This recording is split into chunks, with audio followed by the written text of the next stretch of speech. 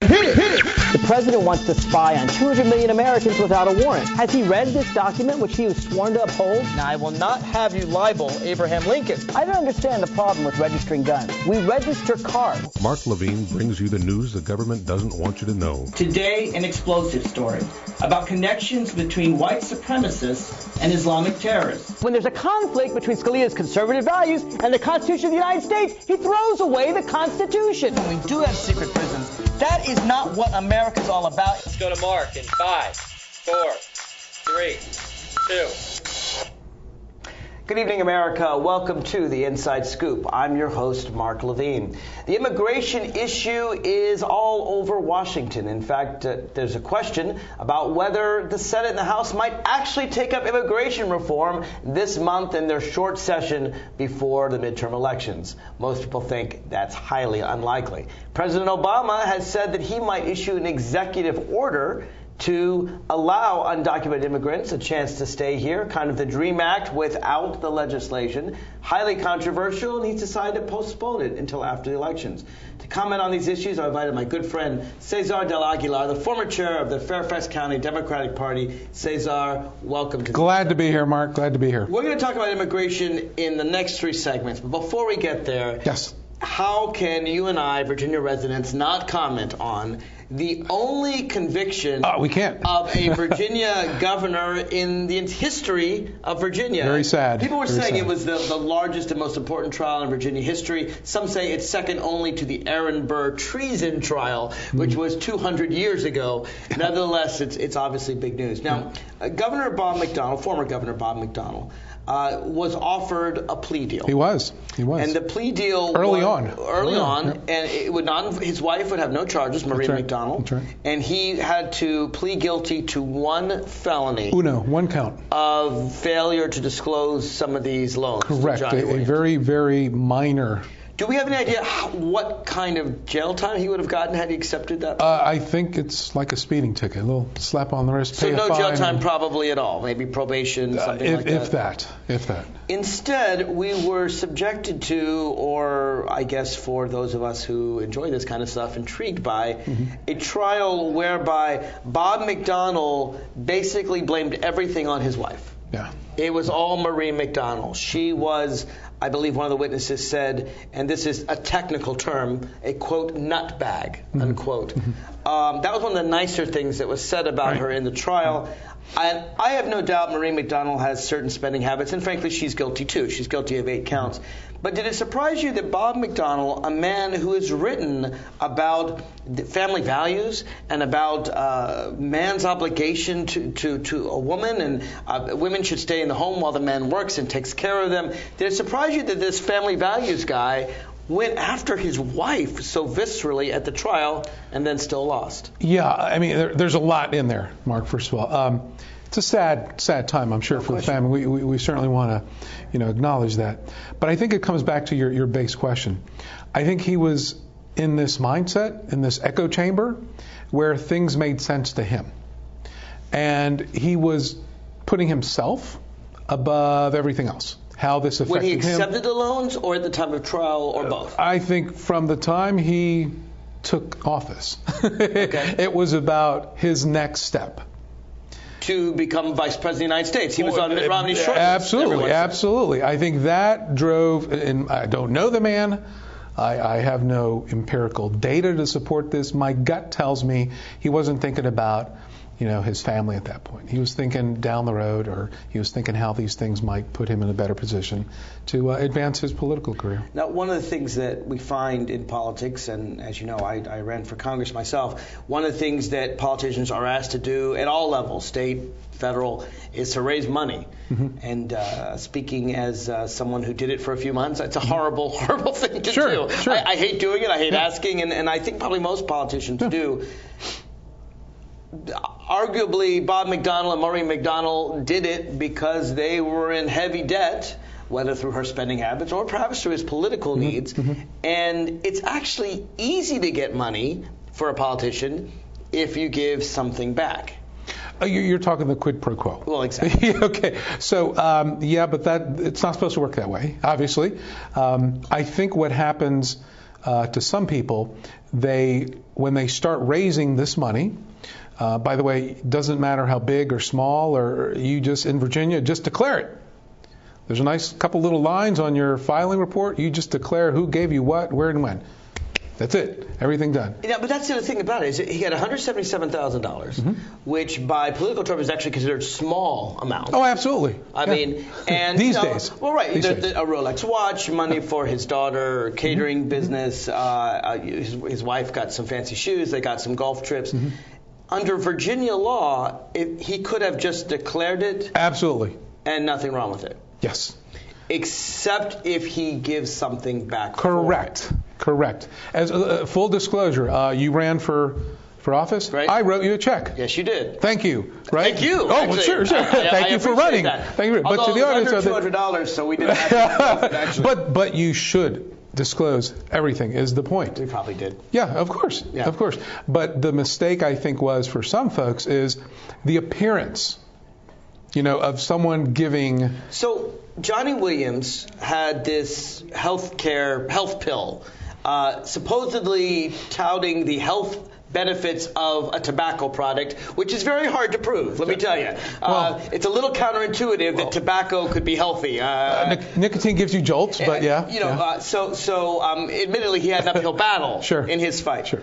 He goes to the governor. He gives the governor and his wife all these loans and interest-free, and Rolex watches and so forth. The governor says, I didn't do anything for Johnny Williams that I wouldn't do for anybody else. I promoted his product because he's a Virginia business. And I had a gathering at my governor's mansion to promote his product because he's a good Virginia businessman. And yes, 6 minutes after the email he was came sent. back on a golf trip, Right. I went to see if Virginia could help him, but I decided that we couldn't. Right. Is there an argument that, hey, governors do these things for Virginians all the time? I mean, that's obviously what Bob McDonnell believed. Well, and him being the former Attorney General should be aware of the laws. Again, the issue is the disclosures. The issue is the quid pro quo, or the appearance, the mere appearance, I think, is what they should have been aware of. We're going to be talking about this for a long time. What strikes me is frankly not what happened here, but that he believed it was legal because so much of this kind of stuff is legal. Yes. And what do you think needs to be done in Virginia law to close that loophole? Well, first of all, Virginia has been called the Wild West of campaign finance, raising and spending, because there are very little things that are against the law because everything's open. So in essence, it's hard to do corruption when the laws are so open. So he could arguably win on appeal, even though the jury thought this really smelled and hit hard, frankly, against both McDonnells. He could win on appeal on the argument that, it smelled, and he gave benefits to this guy who gave him lots of money, but, hey, bribery's legal. As long as you disclose it, is the argument. He paid me. He gave him taxpayer money. Right. Here it is, full disclosure. It has to be in the filings, in the reports. That's where it comes down to. Will this change Virginia culture? I think for an election or two, but I think, as you well know, some of the heavy combated races, the competitive races, they are out of reach of the normal person to come in off the street and run for office. You have got to raise money, and you're raising money all the time. In fact, I'm surprised some of them in these competitive races actually have time to actually be in Richmond. They're typically on the phone starting in December for the next. Give me money, give me money, give me money. That's right. And in Virginia, we have elections every year. Now, there are organizations, usually a little bit below the radar. For example, one of the most famous ones is ALEC, the American Legislative Exchange. I don't remember their title, but the council. I think that's right. And what they are is they are funded by some very rich people, Absolutely. like the Koch brothers, and they invest in state legislative elections. Correct. And that lets them buy state legislatures Here's the country. scary part. All that legislation, it's done outside the open forum process. They just write it up and say, here. Bingo. And because I've given them, or I being the person who's given them $50,000, $100,000 of dollars, they're just going to promote that and say, we agree on these and it is legal. Oh, absolutely. I give $100,000 to a politician and a bill. The bill says that I am exempt from pollution standards. Exactly. My company pollutes all over the Potomac and rains acid rain on Alexandria, and it would cost me $2 million to clean up. I only pay you, the politician, $100,000, right. And in return, you write me this bill that you push the bill I wrote forward. That I wrote. I actually write the bill, right. And the only thing I can't do is say what Congressman Duke Cunningham did in San Diego, where he made a price list.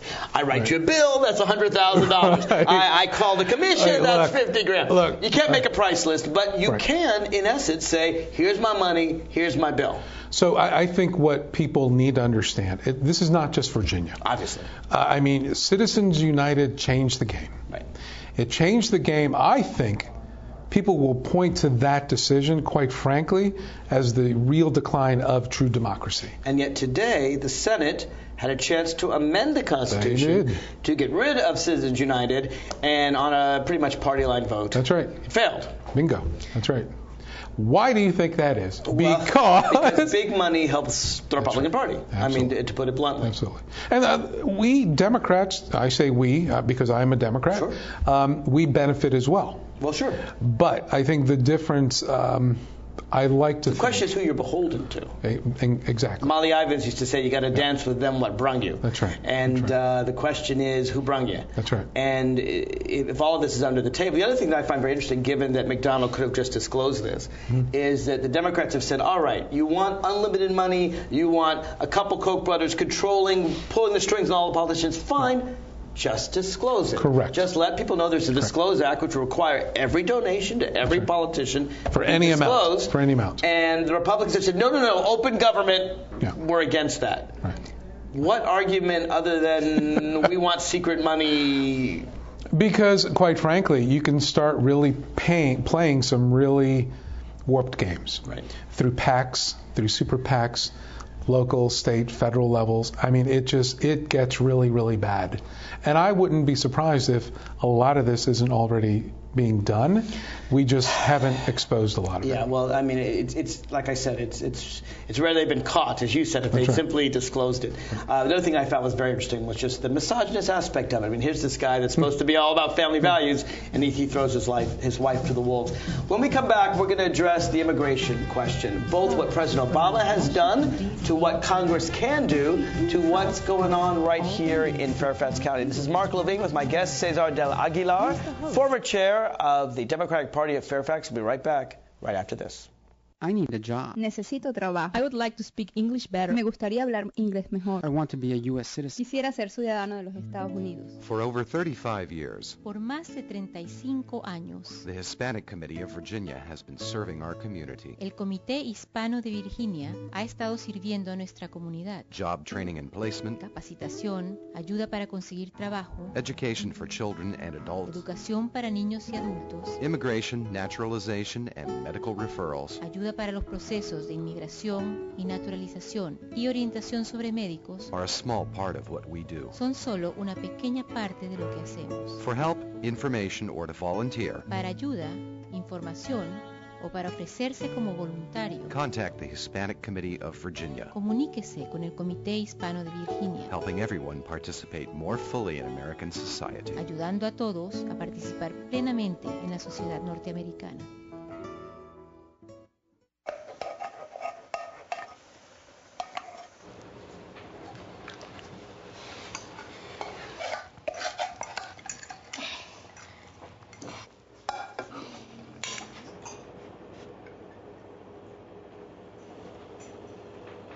Hey, Lena, where's yours?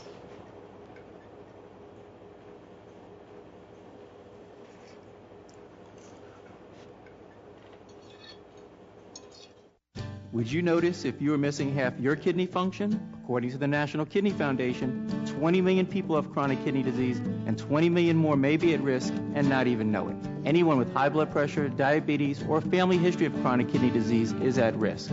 Early diagnosis is vitally important. To get the whole story, talk to your doctor and visit the National Kidney Foundation at kidney.org or call for a free brochure. Because when it comes to chronic kidney disease, you might not know the half. From Washington, D.C., I helped turn my child's favorite school to Hi, folks. This is our viewers want to know. Hi, folks. This is Cesar de Aguilar, former chair of the Democratic Party of Fairfax County. Welcome back to Inside Scoop. We're about to talk about immigration reform.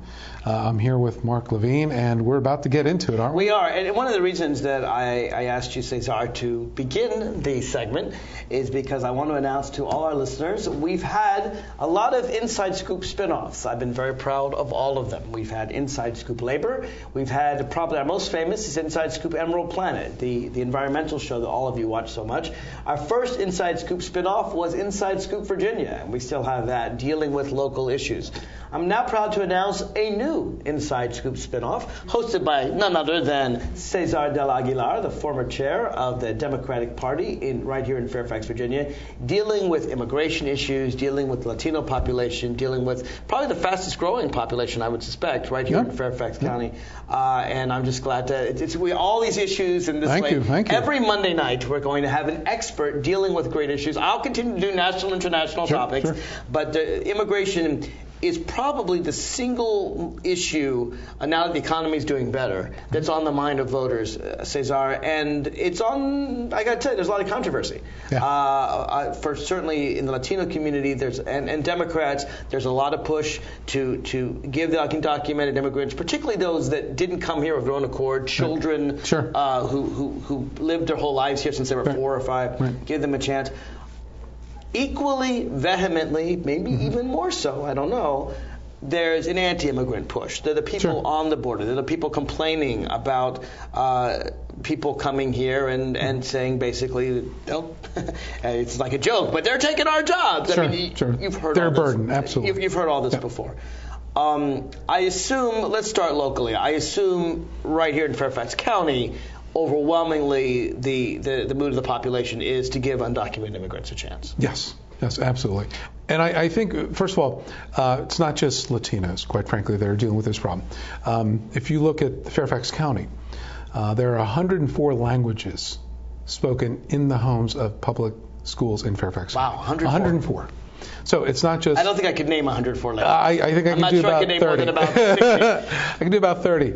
But my point in that is it's an issue that's affecting a lot of How many people are we talking about here? In Fairfax County or statewide? Let's do Fairfax County. I think I saw numbers from 10 to 15,000. That's not a lot of undocumented.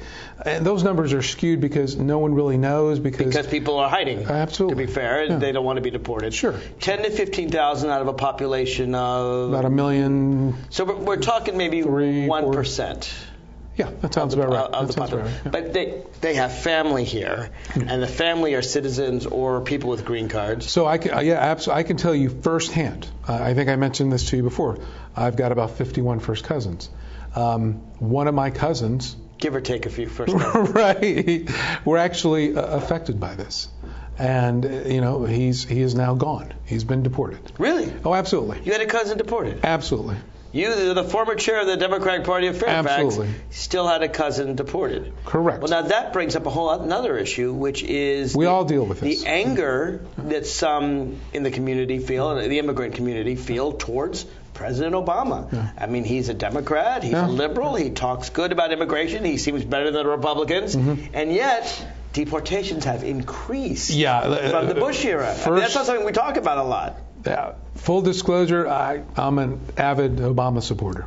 I think what you're seeing that happen this weekend, quite frankly, is a political move. We've got an election coming up, and quite frankly, I think some folks in some key races kind of bent his ear a little bit. Democrats. Yeah. Bent his ear. There's a lot of close races in the Senate, and many of them are in red states. We may flip the Senate. Battle Democrats. We may flip the Senate. North Carolina, Arkansas. Absolutely. There's a number of states. But let me go back, and I'm known for posing tough questions, but you can handle it. Is there palpable anger towards President Obama for not going as far as he certainly said he wanted to do? Or is most of that anger directed at the Republicans? Or maybe it's both? I think it's both. Okay. I think it's both, quite frankly. I think if you talk to the average person, like you'd find within my family, I think they're just discussing that Washington's dysfunctional. It really has become a place where nothing gets done. I can't remember the last time something really big that we were all proud of as Americans actually got done. Is there an argument that this should have happened in President Obama's first 2 years when we had almost 60 votes instead of we even had 60 votes for 6 weeks or so? We had the House, then it could have happened. I think he bet on healthcare. Healthcare. And there just wasn't time to do healthcare and immigration. You can't do two big things in 2 months. No, I mean he could have went for the long ball, but he made the bet on healthcare reform. Let me address the issues that conservatives bring up, because they do represent maybe not so much people in Fairfax County, but a large swath of people across the country. Certainly in other areas of Virginia you would see it, and even within Fairfax County among some. And that is that the economy is not as good as it should be, that immigrants often arrive and they don't have much money, they don't have much resources.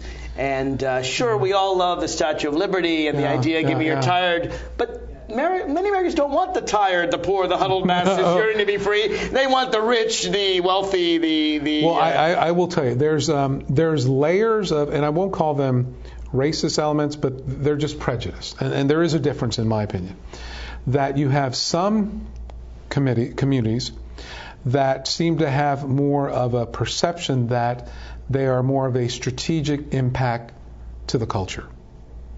Some doctors, engineers, and people like that, versus the day laborer coming across the Mexican border. That's just not the case with the Latino organization. We have as many people that are qualified with PhDs and masters. There's this idea that all immigrants are poor and all immigrants are struggling. Correct. And that's not true. It's absolutely not true. Well, let me give you, for example, Fairfax County. Can you quantify how many are professionals, how many are day laborers? Is there any way to know? Well, I mean, you can just it's represented in the actual data you see out there in the everyday working world. If you same percentage as citizens. Absolutely. I would say it's probably skewed a little bit more towards the service industry. Just because those tend to be jobs that folks don't need high education, high skilled labor. But the other thing to remember is even people that come in the service industry, usually their children do much better off. Correct. My own great-grandparents arrived, they were the penniless ones. They were poor. In fact, I've looked at the Ellis Island Manifest. My great-grandfather had $20. That wasn't his income. That was his total wealth. Wow. That was all his assets for him and his family. Wow. So $20 100 years ago may be $200 today. It's still not a lot of money. And he worked selling clothing door to door. His wife worked at a factory, and then their children went to school and did. My grandfather went to medical school, had to drop off to take care of his father's business, and so forth. And the next generations do better and better. This is what used to be called the American dream. Sure. And what I find so interesting is that the people who are opposed to immigration really are opposed to the American dream, and the vast, vast majority of them are descendants of immigrants themselves. I don't see too many Native Americans going around complaining about immigration, although they arguably would have a right to. When a Native American complains about immigration, I say, you know what, you have a right to complain. But the 98% of us that come from descendants of slave ships or descendants of immigrants, I don't think have that right, because that was the story of our great-grandparents. Sure. And I think some of that is certainly driven by there seems to be a perception that if you speak Spanish, you're somehow less qualified to or entitled to the American dream. Than if you speak German or French speak or Hungarian. Something. Right. If you come from Europe and let's say you're undocumented, by the way, there are many of those people that come, and it just how they get here, or they overstay their student visas. But that seems to be more acceptable to the American dream of these people that you're mentioning. Well, if you look at American history, the first major wave of immigrants came from Germany in the 1840s, and they were like, no, you have to speak English, you can't speak German. And then came the Irish, and a lot of that was anti-Catholic. Came Italians, and then it was like, well, Northern Europe is okay, but not Southern Europe. Right. And then Jews, well, Christians are okay, but not Jews. And then it became a racial thing, whites but not non-whites. And what I think anyone could see in American history is it's the immigrants that actually make our economy strong, make our culture strong. It's the diversity that makes America. That's been the history of our country. And what makes us unique from the other countries on the planet. But Mark, honestly, every single group that you mentioned had it tough. Sure, and absolutely. now it's just the Latinos' turns, and it will pass. Well, the interesting thing about Latinos is in many ways they're one of America's oldest immigrants ever since the Mexican War, 1846, when we conquered territory, obscure Mexican territory called California, Texas, all that stuff, New Mexico, Arizona, where Latinos had been living before we conquered, and actually they weren't Latinos there; they were Spaniards. They were Spaniards, or Mexicans, because that was the country. They never spoke Latin, as far as I'm aware. That's true. By the way, why are Latinos called Latinos? Why is E pluribus unum Latin on the Great Seal of the United States? One of the things I find is that there are white people that use the old census term Hispanics, but most Latinos don't use the word Hispanics. No. They say Latinos. We are Latino. And I think it's maybe a way to combine all the culture it really, as distinct from Spanish versus Mexican versus El Salvadoran. Well, it's more. It's not just the language that binds, but it's the culture, it's the food, it's the music, it's everything. But yeah, we don't speak Latin in Latin America. Yeah, no, I wouldn't think so. I thought dead quail may have thought so, but that turns out that turns out not to be true. How big is the Latino community in Fairfax? In Fairfax, I actually did the numbers a while back. We went. I can tell you in Herndon specifically because I counted up the precincts, and it had grown over the last census by almost 100%. In 10 years? Yes. It had doubled? Yes. And it may have even doubled in the 10 years before that? Probably not as much. I think across the county, those numbers are up. And are half from Mexico or more? Or? No, funny thing, most are from like the El Salvador, some Guatemala, Central America. Right. And then certainly a lot of Mexicans, but then you get into the South American. Is there some conflict between Argentinians and Mexicans and El Salvadorans as being from different culture, or Cubans, or Puerto only Ricans? During the World Cup, as far as I'm concerned, right? I mean, but otherwise, once you're here, you're American. Well, people generally stay within their country culture, but if I see people at soccer games, and we're all Latinos at that point. We all root for each other. Fair enough. Why don't you take us out, and then we'll come back with the third segment. Sure, absolutely. Again, this is Cesar de Aguilar. Glad to be here, and I can't wait to see you folks when I start my own show coming up in a couple weeks. The number, by the way, is 571-749-1166. Feel free to join us.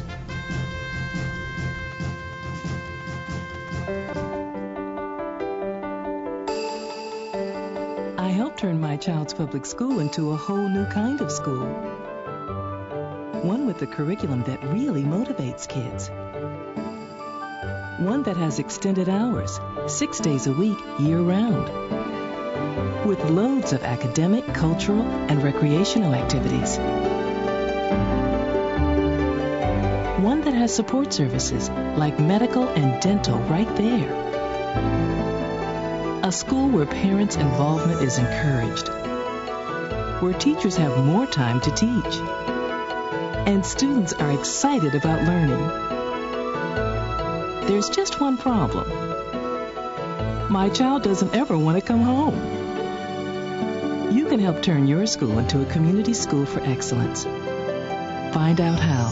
Call 1-877-LOVE-TO-LEARN. It's coming. Right to your neighborhood. And when it does, you may be surprised. It's your Social Security statement of your benefits, and it's going to help you plan your financial future. Your benefit statement will tell you how much Social Security you're eligible to receive and when you'll get it. Then you'll know how much you need to save for retirement, because that's coming too. The future is in your hands. Choose to save. The toxic fumes from this meth lab are seeping into Jamie's sinus cavity. Ammonia vapors invade her throat. Toxic gases fill her lungs. Jamie's body is deteriorating. And she doesn't even know it. Jamie, dinner. So, who has the drug problem now? Find out how meth affects you at drugfree.org/. We're back to the Inside Scoop. Here again, your host. Hi, folks. Welcome back. This is Cesar del Aguilar, the former chair of the Fairfax County Democratic Committee.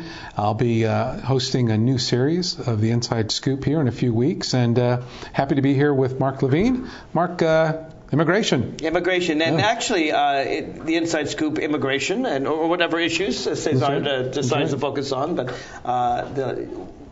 I think you're starting in 2 weeks. We'll get the date in a second, but I think probably in 2 weeks, September 22nd, will be his full that's right. First time. Looking forward to it as a host, which will be terrific. One thing you mentioned just before the break is I want to talk about the nature of undocumented immigrants and who they are. You mentioned some are professionals, some are. One of the things that I think Americans believe wrongly is that the vast numbers of undocumented immigrants come across our border. They talk about security of the southern border. And one of the statistics I found that's very interesting is more than 40%, almost half of all immigrants don't cross that border. They come as students and they overstay their visas. They come as tourists and they overstay their visas. They come on airplanes. They don't come across the desert. And I don't think that's something that's really ever talked about. I mean, how do we build a wall around our air to prevent all those renegade airplanes from coming in? Yeah, that's a knee-jerk reaction, quite frankly. When I hear people talk about let's build a wall to protect our borders, well, the 9/11 hijackers didn't come across the southern border. No. The people that we're talking about, typically, like you said, they overstay visas, they overstay touring or visiting, and that is a huge number. In fact, until you really get serious about the policy and then enforcing it, it's going to be an issue with us for a long time. I know of only 2 terrorist threats to the United States that came across a land border. They both came across the Canadian border. That's right. There was one from Vermont and one in Washington State. There was a plot, I know, to bomb Los Angeles Airport on 2000, and then I forget which the one was through Vermont. But they both came across the Canadian border, and yet I don't hear many Republicans talk about a wall against what is, after all, the largest undefended border in the world, the United States Canadian border. That's right.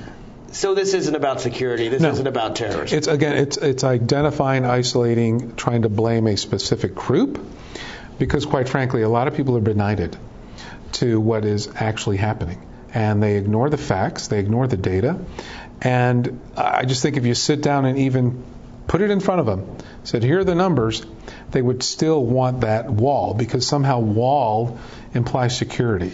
Well, and if we had if ISIS were in Mexico, I think there could be an argument for a wall. I'm not saying that a wall is never good, but we have not had, correct me if I'm wrong, a single documented terrorist threat come across the Mexican border. We've had a couple of drug gangs that cross borders. They also cross from Arizona to New Mexico and across state borders, but we haven't had any terrorist threat across the border. Not that I know. Now, the Republicans say, though, that until we talk about security first, they're not willing to talk about immigration reform.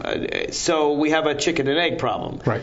Now, President Obama has said he's willing to do some security. I think that's mostly cameras, things like that. Correct. Border guards. Right. More money to patrols, certainly drones, but certainly not this vast grand wall idea. I don't think. And that's pretty expensive. Yeah. I mean, first, go through the desert. Well, you got to get people trained, and I mean, even if some contract was awarded to build a wall, I mean, who would they get to build it? They'll probably have day laborers, quite frankly, building those walls. Mark, that's my opinion. And of course, you can build tunnels or fences over them. It's a uniquely American thing to do to get around a barrier. So here's the question. When George Bush was president, and obviously many Democrats criticized George W. Bush for all number of reasons, George W. Bush supported immigration reform, and at that time, a lot of Republicans did too. John McCain famously supported immigration reform.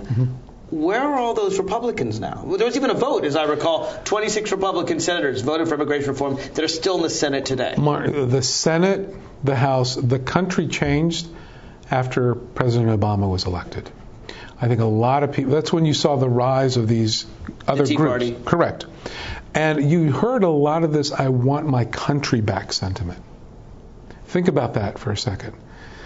The country elected its president, and people lost their minds. They lost something. They lost their country. Now, I'm not a psychiatrist. I don't really know what's at the end of that road.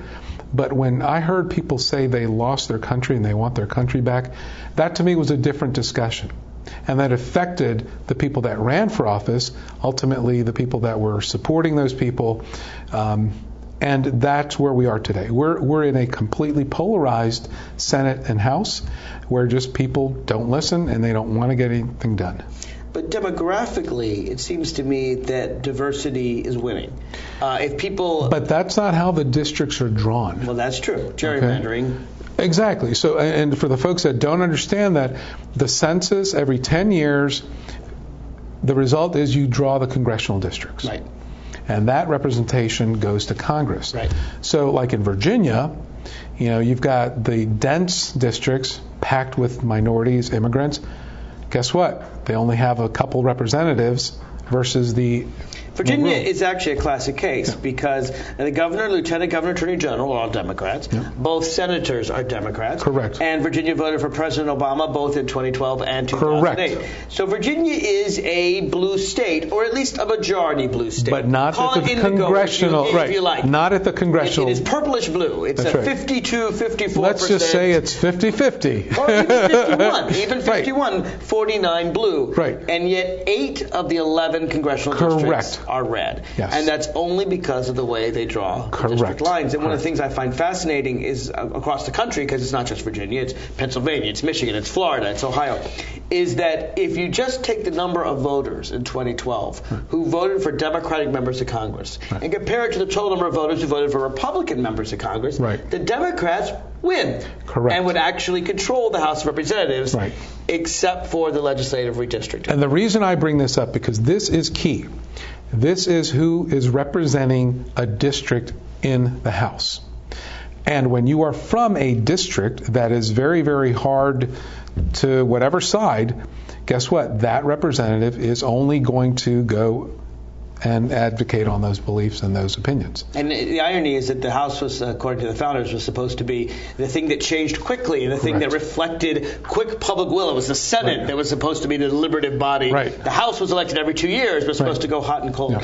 The only way, well, I guess there's two ways. One way to rejigger the Virginia district lines to correctly reflect the views of Virginians would be to have the legislature do that.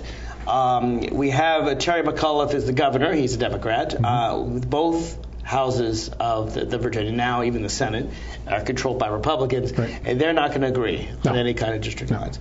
But there is a proposal in Virginia to basically take politics out of it. That would be the way to go. And actually say that no matter who's in charge, because if the Democrats get power and they rejigger all the districts, the Republicans will cry foul and say that's not fair. You heard it here first. Everyone does it. Maryland, our neighbor to the north, everyone does Democrats. But this is what destroys the ability to get anything done. So there is a proposal to allow judges to do it. Of course, judges can be partisan too. They're becoming that way, aren't they? By governors. Sure. How can we assure? I guess it's really how you make the law. How you say judges have to do it by compactness of district or things that really are non-political and have an appeals process and everything like that. Is there any hope in Virginia to gerrymander the state? I'm going to say no. Not in the near future. I think what we'll have to wait is for the next census, quite frankly. And I think between now and then, you can certainly make an argument for looking at the density, as you said. A congressional representative has to have so many people as opposed to packing a certain group, a certain cluster. Maybe we pack a whole bunch of Latinos in this district. That is what's wrong with the system. Now, what's interesting is there were Democrats who argued 20 years ago, back in the 90s, there were some African Americans who said there was not enough African American representation. They wanted majority-minority districts, districts where they pack a lot of black people into one district. And what that does is ensures a black member of Congress. But what it does is you've seen some of these districts in the South, North Carolina and Florida. They snake in, they snake out, they go out to the ocean for 200 miles, come back in, grab a black neighborhood, and go back. That actually harms Democrats. I think it harms the system. Well, it does. Because I think it should just be, you have a region, it's a congressional district with so many people living in it, and you have those districts at the level.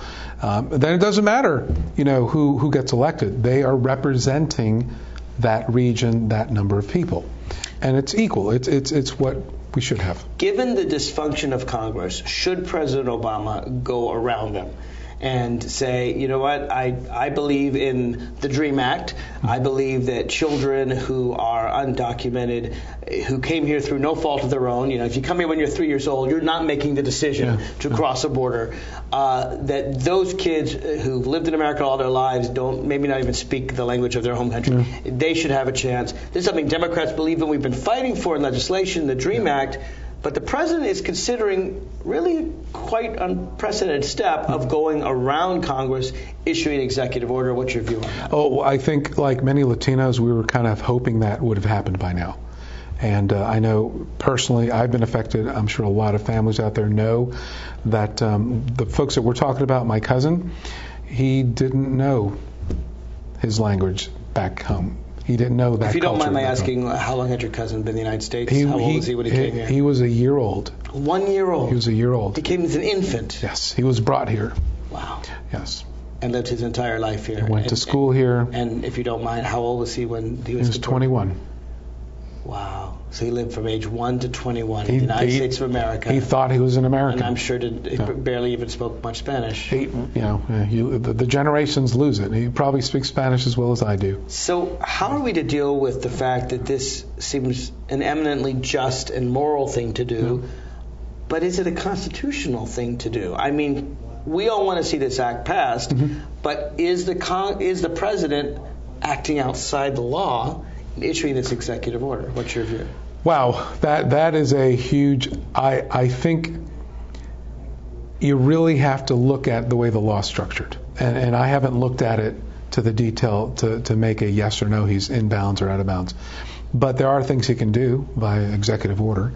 And I think a lot of folks were kind of hoping that he would have done that by now, especially with the results of this weekend's decisions. Yeah, I think one of the ways to look at executive orders is it's simply an enforcement decision. The police don't have to arrest everyone that violates the speed limit, everyone that smokes marijuana, and he can choose not to go after these people. But unfortunately, you get a new president.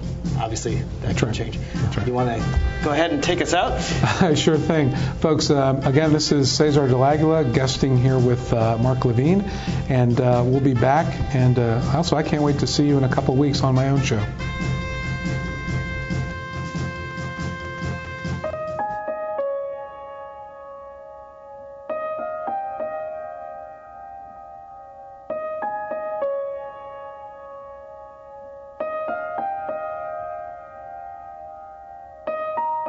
Some dreams are universal. Dreams that inspire us. Multiple sclerosis is a devastating disease that changes lives forever. The National MS Society does more for people with MS than any organization in the world. But we can't do it alone. To get involved, visit us online at nationalmssociety.org. or call 1-800-FIGHT-MS. This is why we're here.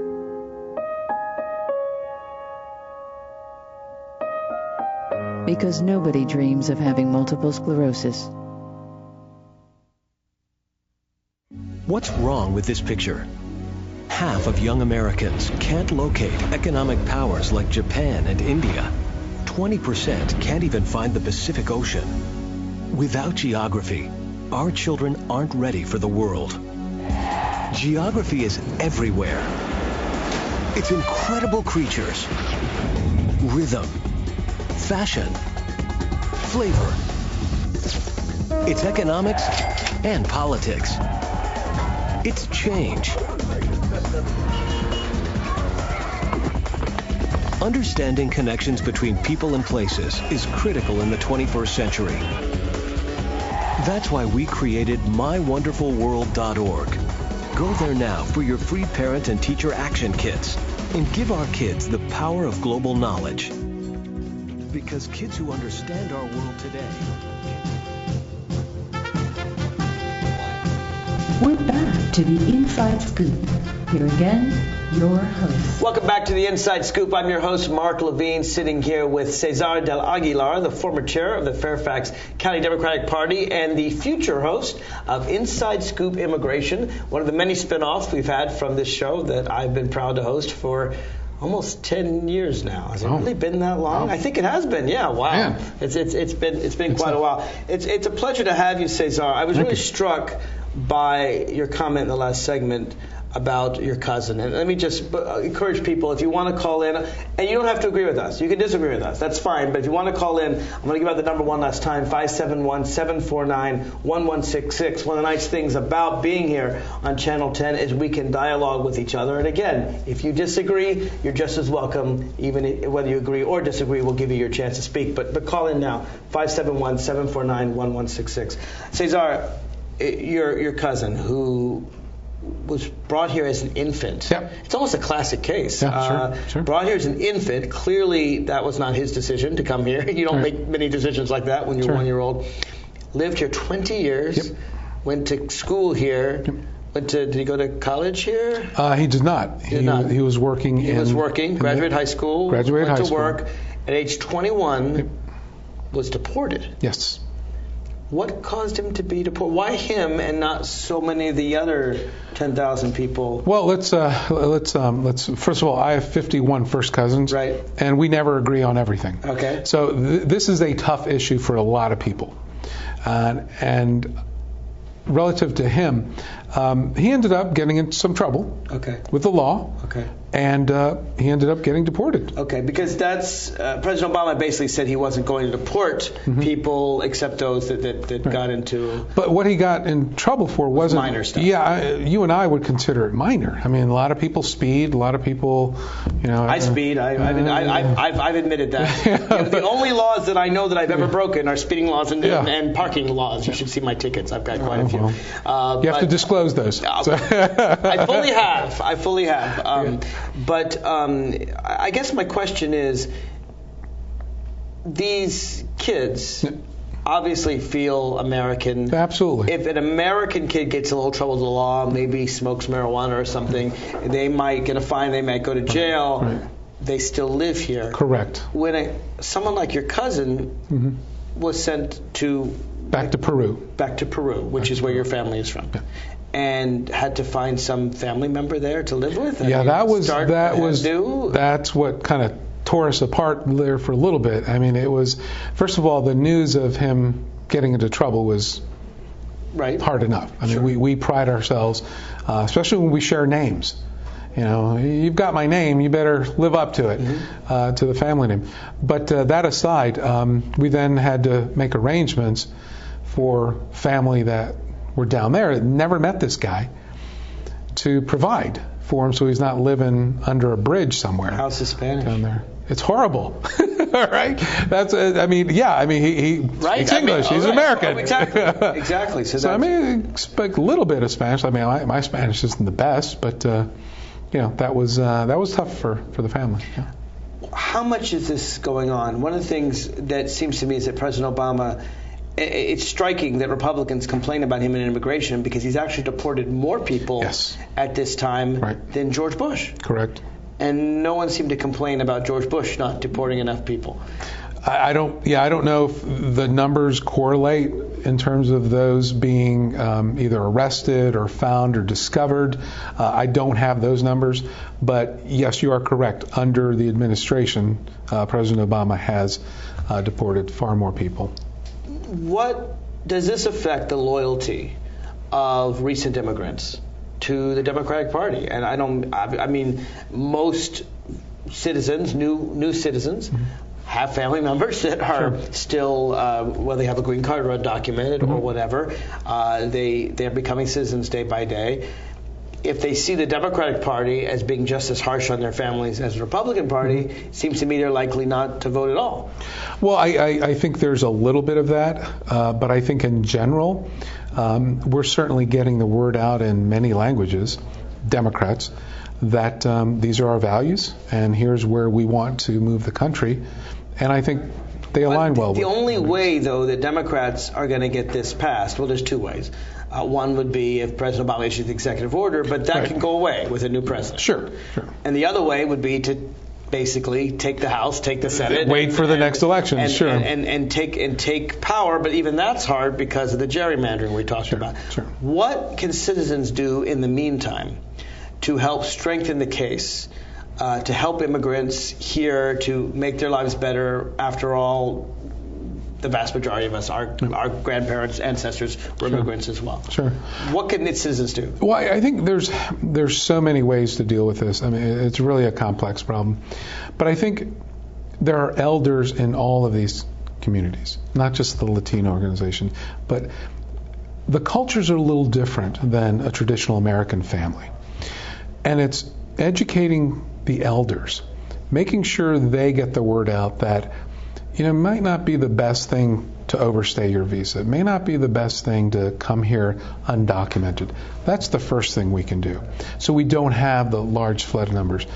But there are going to be some people. Elders back in here. Oh, here. Here, absolutely. Tell people who might come here. Correct. Get that message out, because I think if you're encouraging people to come here undocumented, I do have an issue with that. Just because I think there are the right ways, the process should be followed. Well, and we've just found a tremendous increase in unaccompanied minors to our borders, mostly from Guatemala, Honduras, and El Salvador. Because of, let's face it, the vicious drug gangs and violence and poverty in those Central American nations. One can understand why they want to leave. And yet you have 8-year-olds and 12-year-olds and 15-year-olds riding on tops of trains, incredibly dangerous. They make it to our border. What should be done with them? Should they, because they have undergone greater suffering, perhaps it's not only economic suffering, but some of them literally have escaped with their lives. Sure. What should be done with those people? Again, very, very complex issue here. They could, if they know, they can declare themselves a political refugee. They could certainly seek asylum. I mean, there's lots of things they can do. And you could seek asylum not just because you opposed a dictator, but you can get asylum because you fear violence. A drug gang tried to force you into their gang. Right, or pick up arms at 8 years old or something. I mean, we have it, we're blessed in this country. Most children grow up in this country not knowing the horrors of a civil war or gang violence in terms of what some of these third world nations do. So I think the way to approach this, quite frankly, is for everyone to be a little more empathetic. Certainly, adhere to the laws of this country. We are a nation of laws, and people just sit down and figure out what we're going to do. What should we do with these children? What should President Obama do? I think, quite frankly, you let them stay. We find some means to let them have a hearing before an immigration judge, find out the circumstances. Take them through the process. Leaving. And if that process takes a year or two to set up, well, then we certainly have to find housing for folks. We don't want kids living on the street. It's fascinating to me how quickly we forget. Most of us know our family history some far back, and we know that we came here. Most people came to America without much. Right. Whether they came as immigrants or they came on slave ships, they didn't come with much. Right. And yet our grandparents, our great-grandparents, our ancestors made it. Sure. And it's just fascinating to me that people always want to close the doors behind them. The English wanted to close out the Germans, they wanted to close out the Irish, and so forth, all the way to today. I guess my question is, this fear and some of it's a sort of a primal fear. Yeah. Very tribal. Yeah, this is our country, and they're taking our country, and these other people are coming in, and in every other country on earth, you could sort of understand it, right? I mean, France might be less French, Germany less German, but in America, where we're from all over the world, you would think there would be a difference. Sure. I do want to take a call. I'm very glad to have you call in. Cindy from Fairfax. You got a couple minutes left. Tell us, what are your thoughts? Well, I just had a question regarding what you said earlier, which is when you think about your great-grandparents that came over, they came over from Europe and other places. Now there are more weapons of mass destruction that are more easily able to kill many, many people. And so the question is really on security. Could you talk a little bit about that? Thank you for your question. I appreciate that. And I am very much concerned about security. The thing I think that it's a false choice, though, is between the border and the airports. Because we talked about the terrorist attacks that have occurred in this country. The terrorists, the vast majority of them came on airplanes, and a couple of them came across the Canadian border. Sure. That doesn't mean they couldn't come across the Mexican border. Sure. But in terms of security, it would seem to me that if we had a process whereby we could check out who these people are, they weren't sneaking across borders, we allowed more legal immigrants in, we would know who these people are. We would say, I'm sorry, you belong to an Al-Qaeda front organization. Sure. We're deporting you, which we have every right to do, and you are someone just trying to make it here in America. We don't. It seems to me that, we don't want these weapons of mass destruction, obviously, to enter this country, but that's not what's happening across the world. No, and I think this, and certainly appreciate the caller's perspective on this, but I will ask people, I challenge you to ask people, let's not confuse the folks at the 7-Eleven with the folks that attacked us on 9/11. Okay, and I think there's been this conflating view that, wow, they are different, therefore I should fear them. I think 9/11 really broke our innocence. Didn't they all come on student visas? I think every one of them. I don't know that for a fact. I think student visas or tourist visas. I think they were tourists. I think they were tourists. But I mean, I think that really, punched us. And I think we're not going to recover that for a long time. Because I think what you've seen over the last decade is really this hardening fear turn into hatred. The other thing is, she talked about weapons of mass destruction. To me, there are lots of weapons of mass destruction in America. Sure. They're easily bought at gun stores. Yeah. You go in, you buy a semi-automatic weapon. It's perfectly legal. You get a cop killer bullet and some armor. Here in Virginia, armor. You can buy a bazooka. Well, exactly right. And you can also in Arizona treat an 8-year-old to an Uzi, a fully automatic machine gun. Yeah. So, because we've decided, for reasons that I disagree with, to allow these very, very dangerous weapons to be sold openly in America. Yeah. What we have to do is keep out the people who would use them. And to me, the best way to do that is to look at the ideology of people that would come. And let's face it, there are not too many Mexicans or Central Americans that are coming here to overthrow the American government. Yeah. We don't have to worry too much about them. The ones we have to worry about are people coming on planes that might profess a terrorist or ISIS mentality and so forth. Or we could actually take some of those guns and make them harder to get, which is something that we're going to have to save for another day. Maybe we'll say it on a new show. Absolutely. Cesar, Aguilar, thank you very much for coming on. Absolutely. Watch Cesar at Inside Scoop Immigration. This is Mark Levine signing off.